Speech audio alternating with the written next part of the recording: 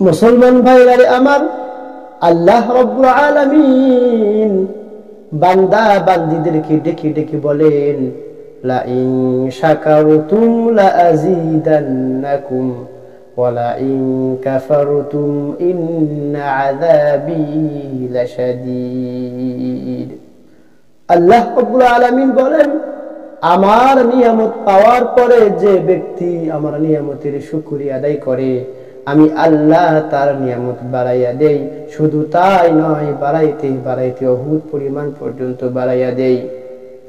আর আমার নিয়ামত পাওয়ার পরে যে ব্যক্তি নিয়ামতের শুকরিয়া আদায় করে না শুকরিয়া আদায় করে, আমি তার নিয়ামত ছিনাইয়া নেই এবং আমি তাকে কঠিন আযাবে গ্রেফতার করি। মুসলমান ভাইরা আমার, আল্লাহ রাব্বুল আলামিন আমাদেরকে কত সুন্দর সুন্দর নিয়ামত দান করলেন। আমাদেরকে দুটি হাত দান করলেন, দুটো চক্ষু দান করলেন দেখার জন্য, শোনার জন্য দুটো কান দান করলেন, খাওয়ার জন্য মুখ দান করলেন। প্রত্যেকটা অঙ্গ প্রত্যঙ্গ আমাদের